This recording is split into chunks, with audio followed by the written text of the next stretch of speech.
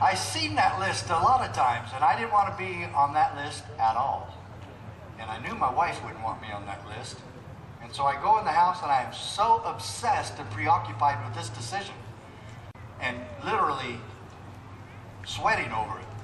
And she's in the house, and she hasn't seen me all day, and of course she's coming up to hug me or whatever, and I just blurted it out. I said, I'm going to sue the federal government, I'm going to sue the Clintons, and they're going to squash me like a little pumpkin seed, it's going to cost us everything, and I'm going to do it anyway. And she just goes, don't I get a kiss? And I said, yeah, but I really am going to sue the federal government. And if you have anything to say about it, you better do it now. Let me tell every one of you ladies, if she had said anything like, are you nuts? Are you crazy? Look at all we had to do to get this job, and you want to risk everything now? We have 5 children. What are you thinking? Why don't you go in, take a nap, go jog, whatever you need to do, get this off your mind, and think about it for a while. Talk to some other people. Talk to a lawyer. Call your cousin. Do anything.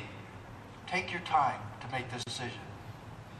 You probably haven't taken more than an hour to decide this. And I said, well, it's the trip from Phoenix to Safford, 2.5 hours. She didn't say anything like that, folks.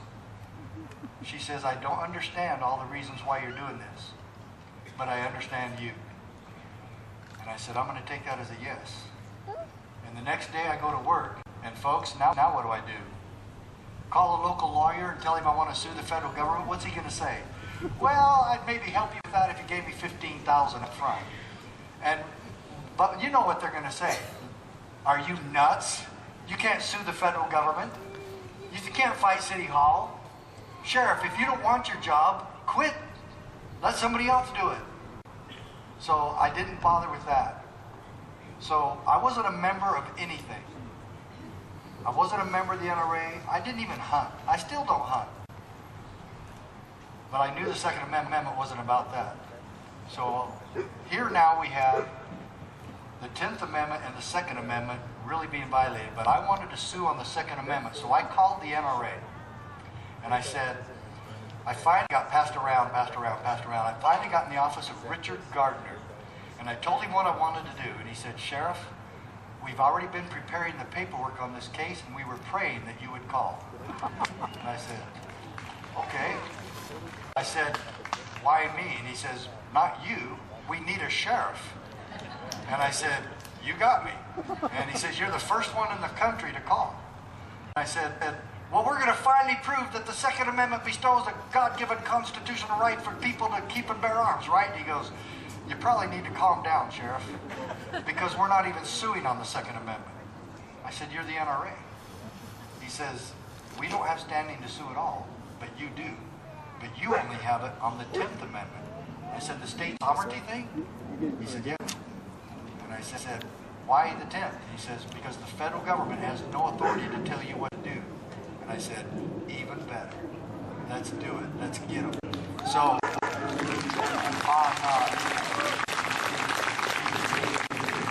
but you're forgetting something. Part of the story you're forgetting, remember? The threat of arrest. What are we going to do with that? So my lawyer, I hired my own lawyer out in Arizona. I told the NRA, I said, I want my own lawyer. They recommended a guy in Tucson by the name of Dave Hardy. I hired Hardy as my lawyer. He worked with the NRA.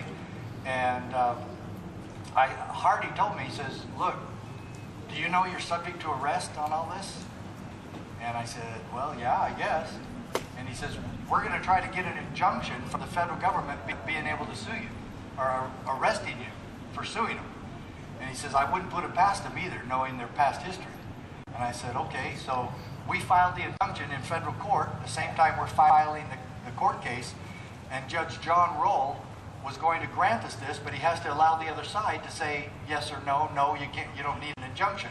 So Janet Reno issued a memo to the judge saying that the threat of arrest that I've just read to you, only applied to the gun shop owners, to the FFLs, not to the sheriffs. And Judge Roll read the threat of arrest, and he said, Janet Reno, you don't get to change the law or say what the intent of Congress was just because you write a memo.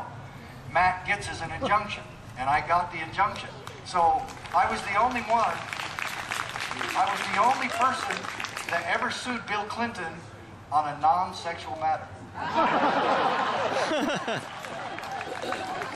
So on February 28th, 1994, in federal district court, we filed that very day. The Brady bill took effect.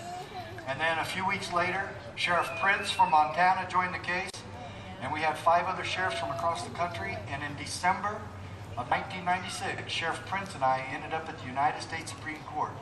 And on June 27, 1997, the United States Supreme Court ruled that the Brady bill in fact violated the 10th Amendment and state sovereignty and local autonomy. And let me tell you just a few of the principles that this case was based on. Judge John Roll, in our first case, said, Mac is thus forced to choose between keeping his oath or obeying the act, subjecting himself to possible sanctions. Folks, when your sheriff, when your local law enforcement officers are put in the same quandary of having to choose between statutes and legislation from vapid politicians or keeping their word to you, which one do you hope they decide? Which one do you hope they keep? And what I found out, the underlying principle that I found, that I discovered filing this lawsuit against my own government was this. It's worlds more important to keep your word than it is to keep your job.